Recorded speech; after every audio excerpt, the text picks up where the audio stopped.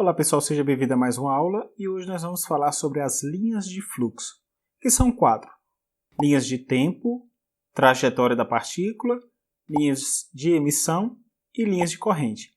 Essas 3 primeiras aqui são linhas que a gente traça experimentalmente. Essa outra aqui, a linha de corrente, é muito utilizada em softwares de CFD, ou dinâmica dos fluidos computacional. Portanto, é uma abordagem matemática, veremos logo em breve como é que é feito. Começaremos nosso estudo pelas linhas de tempo.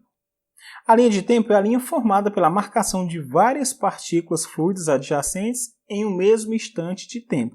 Então, eu tenho aqui uma tubulação, tá bom? Aqui eu tenho uma placa superior e aqui uma placa inferior, onde vai passar um fluido entre essas placas. Acontece que nessa região eu tenho marcadores. Imagina que aqui vai soltar fumaça nesses pontos do espaço. E toda vez que o fluido passar por aqui, nós vamos ter esse tipo de marcação, conforme a gente pode ver nessa figura. Qual a utilidade da linha de tempo?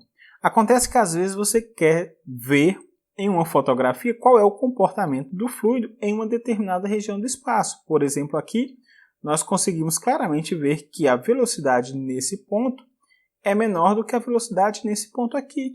Observe, pela linha de tempo, que nessa região da tubulação, o fluido sofre uma aceleração, claramente marcado aqui. Observe que surge até a deformação do fluido nessa região do espaço, mostrando que ele sofre uma aceleração ao passar por essa região de afunilamento. Isso pode ser visto nessa simulação, onde nós temos aqui o traçador, que vai marcando em intervalos de tempos iguais uma determinada parcela do fluido. Então, a linha de tempo nada mais é do que uma foto do comportamento desse fluido. Vamos adiante.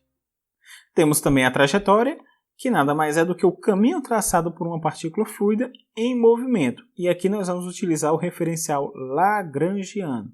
Tem um vídeo aqui no canal, vou deixar no card, onde eu mostro a diferença do referencial lagrangiano para o euleriano, tá bom? Mas vejamos, aqui continua a nossa tubulação, o fluido escoa por aqui e nós vamos pegar agora uma única partícula fluida, tá? Ela vem aqui. No instante T1, essa partícula se encontra nessa posição. Digamos que no instante T2 ela esteja bem aqui, no instante T3 esteja aqui, T4, T5, T6 e no instante Tn a partícula se encontra nesse ponto. O que é a trajetória? Nada mais é do que a linha que junta todos esses pontos onde a partícula passou. Então, para este exemplo, a trajetória dessa partícula é dada por isso daqui, essa marcação que eu estou fazendo. Utilizamos a trajetória quando queremos marcar em uma tubulação o comportamento ou escoamento de um fluido. Às vezes a gente quer descobrir como é que se dá o comportamento do fluido ao passar pela tubulação. Então você coloca um traçador, imagina que eu coloco aqui um corante em apenas um ponto do espaço e esse corante ele vai colorindo toda a região onde ele passou. E assim eu consigo estudar como é que está se dando o comportamento desse fluido ao longo de toda a tubulação. Por isso que eu me refiro ao referencial lagrangiano. Eu estou acompanhando a partícula em todos os momentos. Sabendo disso, nós podemos chegar na seguinte conclusão. Se essa partícula aqui, por exemplo, ela sofreu um deslocamento dx e estava a uma certa velocidade que eu chamarei de u, nós temos então que a derivada do deslocamento na horizontal dessa partícula em relação ao tempo, vou colocar aqui da partícula, isso daqui é igual à componente horizontal da velocidade. Lembra que, nesse caso aqui, nós estamos considerando uma partícula que ela tanto tem aqui está a velocidade dela, então ela tanto tem uma componente na horizontal como na vertical da velocidade. E essa componente ela depende da posição x, depende da posição y e também vai depender do tempo. Afinal de contas, em cada instante de tempo ela estava em uma posição diferente. Então, u depende dessas 3 variáveis. A mesma coisa que posso fazer para a componente y. Eu tenho que dy dt, conforme a gente vê lá na física 1. Isso aqui é a componente vertical da velocidade. Mais uma vez, para esse nosso caso bidimensional, depende de x, y e t. Nesse experimento é possível verificar perfeitamente essa linha que é a trajetória de uma partícula fluida.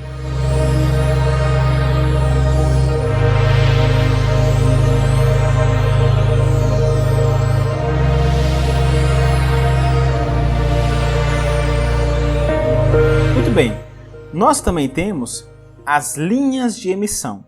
A linha de emissão é formada por todas as partículas fluidas que passam por um determinado ponto em um local fixo no espaço.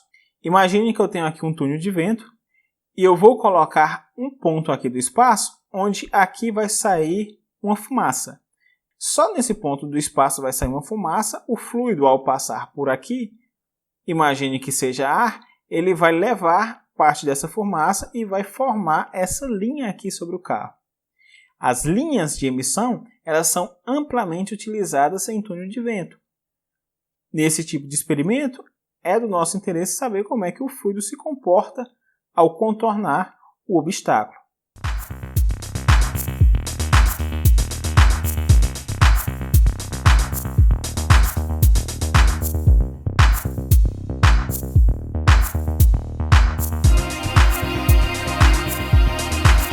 É muito comum um aluno confundir a linha de emissão com a trajetória.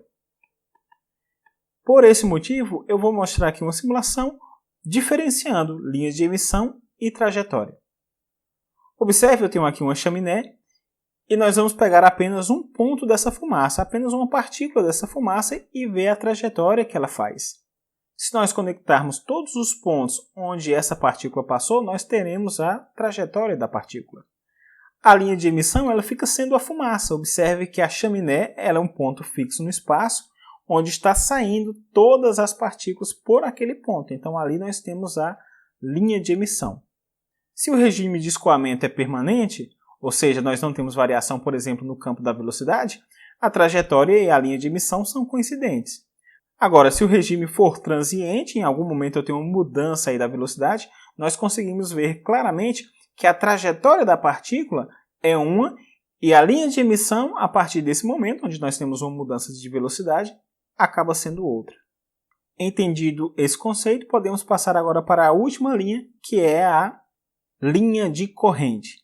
Essa é a que nós utilizamos em simulações de fluidodinâmica. Imagine que eu tenho aqui um cilindro, onde vai escoar por esse cilindro um fluido, e a linha de corrente ela será a linha tangente ao vetor velocidade em cada ponto pertencente a um campo de escoamento. Então veja bem, aqui está o nosso fluido, eu vou pegar apenas um ponto do fluido. Esse é o meu vetor velocidade. Observe, a setinha aqui ela representa o vetor velocidade em cada partícula desse fluido. Se nós traçarmos uma linha tangente ao vetor velocidade em cada um desses pontos, teremos então a nossa linha de corrente. Observe uma aqui, outra bem aqui embaixo, conforme eu estou traçando, essa é a linha de corrente. Isso tem uma implicação bacana. Observe que como a linha ela é tangente ao vetor velocidade em cada ponto, nós não temos o cruzamento de duas linhas de corrente. Vou até anotar isso. Duas linhas de corrente não se cruzam. Pois se houvesse o cruzamento das linhas de corrente, aí você teria um ponto no espaço onde teria duas velocidades resultantes, uma para cá e a outra para cá. Não faz sentido, a gente só tem um vetor velocidade resultante. Por esse motivo, as linhas não podem se cruzar. Observe nessa simulação de um fluido escoando sobre o carro, onde foram traçadas diversas linhas de corrente. As que possuem coloração vermelha representam uma maior velocidade, enquanto que as que estão com a coloração próxima do azul representam uma menor velocidade conforme a nossa escala de cores. É interessante esse tipo de recurso porque a gente consegue ver facilmente quais são as regiões do veículo onde o fluido escoa de forma mais rápida ou mais lenta. Da mesma forma que a gente também pode fazer isso para a pressão, ver onde aqui está a maior pressão ou menor pressão. Isso é de extrema importância para o estudo da aerodinâmica do carro. Para finalizar, eu quero que você só acompanhe essa linha de raciocínio. Eu tracei aqui um plano cartesiano, onde eu coloquei várias linhas de corrente, tá bom? Imagina que o fluido está escoando nesse sentido aqui. Então, eu vou escolher apenas uma partícula do fluido, está ela bem aqui, e eu vou marcar o vetor velocidade. Está ele aqui, ó. tangente a essa curva. Eu vou dar um zoom aqui para que vocês acompanhem a linha de raciocínio.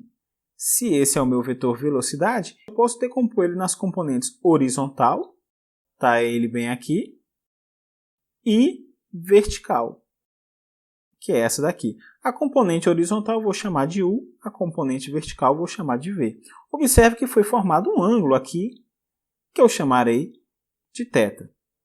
Note também que este triângulo aqui é um triângulo retângulo, e nós podemos então chegar à conclusão que a tangente do ângulo θ nada mais é do que o cateto oposto, que é U, sobre a hipotenusa, que é V. Mais uma vez, observe que esse lado é igual a esse, então o cateto oposto a θ é exatamente U. O cateto adjacente é V.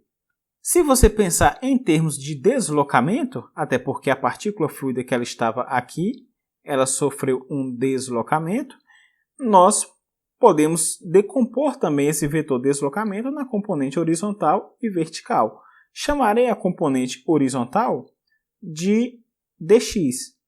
Então aqui nós temos um deslocamento dx. E na vertical eu tenho um deslocamento dy. Conclusão. A tangente de θ também é dx sobre dy. Ora, se tangente de θ é igual a v sobre u e tangente de θ, ficou faltando aqui o θ, né? Deixa eu colocar, agora sim. E tangente de θ é igual a dx sobre dy, esse cara é igual a esse. Vou escrever isso, olha. U sobre v é igual a dx sobre dy. Ou ainda, dx sobre u é igual a dy sobre v. Isso daqui para um escoamento bidimensional. Essa mesma análise pode ser feita para um escoamento 3D e você vai chegar na conclusão que dx sobre u é igual a dy sobre v, que é igual a dz sobre w, sendo w a componente z da velocidade. Muito bem, eu vou ficando por aqui. No próximo vídeo eu vou resolver um exercício com vocês sobre linha de corrente, tá bom? Exatamente esse daqui. Então, não deixe de conferir. Mas por hora eu vou ficando por aqui, para não ficar muito grande esse vídeo. Encontro vocês na próxima aula. Até lá!